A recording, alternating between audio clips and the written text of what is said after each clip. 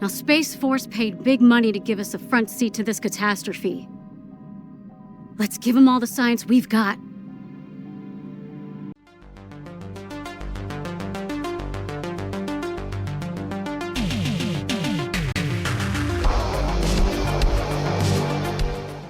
Hi, this is the Professional Amateur Hour coming to you with another review. This week, I checked out The Last Hail Mary, and this 2026 film was directed by Mark Gottlieb and stars Juliette, Cecile, M.A.R.Y, Sterling, and Kenyon Prince, among others, of course.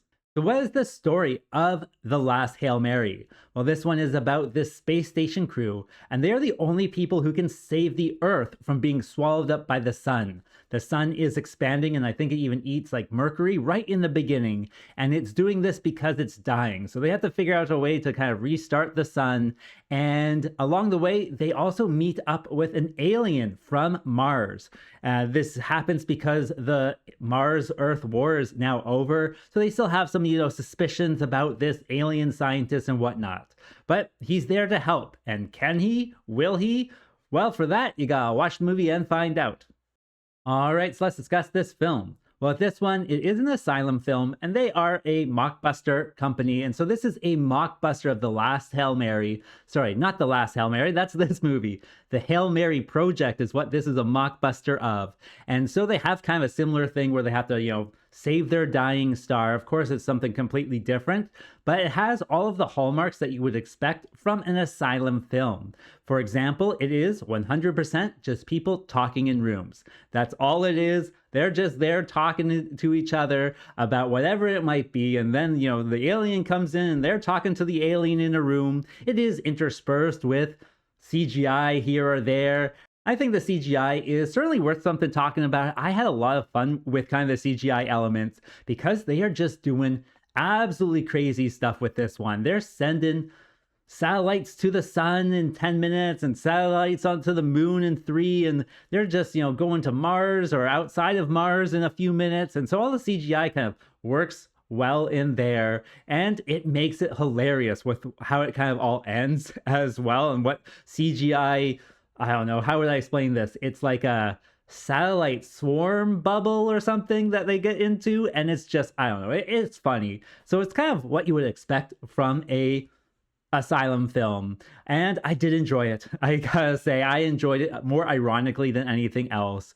Particularly, what I got into this movie with was just the intensity of all of the different scenes. It starts out with like the first planet being eaten, and then it goes to the space station and they just start yelling at each other, and not just like talking in rooms like you would expect, but like really kind of like yelling at each other. And it is just so funny, and it never lets up, and everybody is just so angry at the situation and then angry at each other for not really any reasons, or not any reasons that is mentioned. And then with the alien, they don't like alien, they're xenophobes, so they're yelling at the alien, and the alien is kind of talking calmly. He's the only kind of calm one in the whole space station.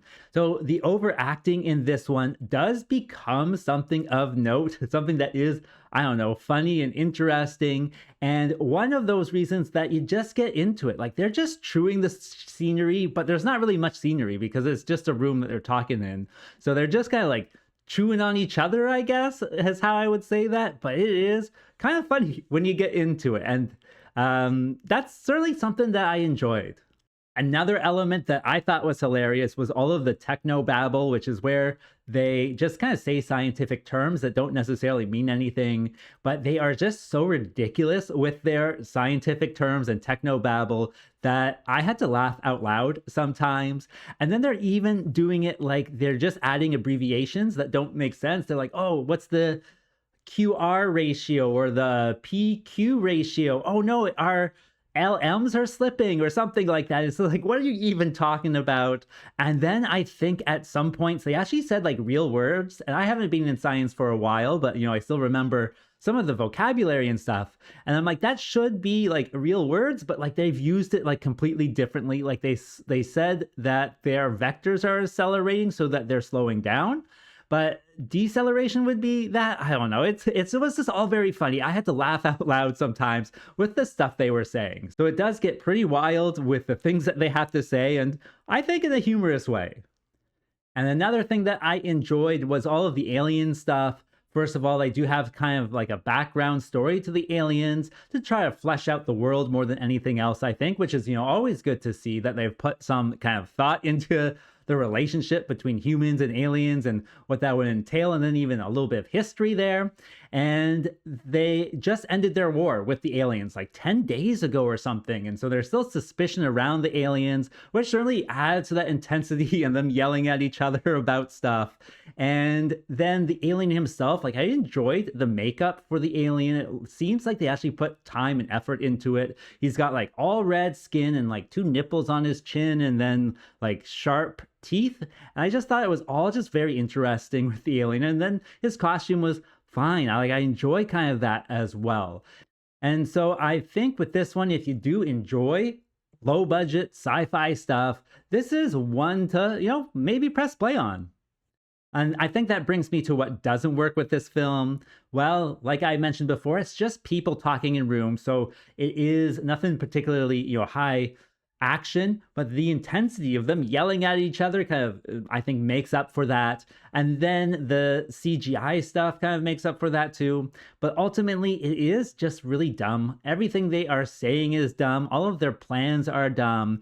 And then they seem to be like right next to the sun. Like they're sending satellites to the sun and it gets there like in minutes. They're sending a satellite to the moon. It gets there in minutes, to Mars in minutes. Of course, it's just done for, the movie script, but at the same time, it is just so silly when it all comes down to it. And then what else? They also have some accents, so not that there's anything wrong with an accent, but if you're doing Technobabble, it does make it kind of harder to find out what you're talking about. And then their ideas are just so dumb about having to restart the sun and where you get the H3 or whatever it is. It's ultimately a really kind of silly movie, one where it kind of broke my brain after a while of being like, what are they even talking about? So I eventually had to just kind of turn my brain off and go with it. And at that point, I was enjoying it. I was enjoying the silliness of it all, the intensity of the silliness as well. And it's just ultimately, I would say, like an ironic watch. But if you are looking for some, actual sci-fi stuff, this is probably not for you. It is one that for bad movie lovers, yeah, this one is going to be a little bit funny for you. And as for a rating, well, I'm going to give it the score of 3.4 because ultimately I had a lot of fun with it. I was laughing at how bad it was, so I'm going to give it the score for hilariously bad. You might like it, you might not. I think it's kind of risky to press play, but I did enjoy it, ironically, more than anything else. So yeah, I think that's all I wanted to say. And if I have forgotten something, it can be forgotten. So I will see you next time. Peace out. Oh, like and subscribe as well. I forgot that one.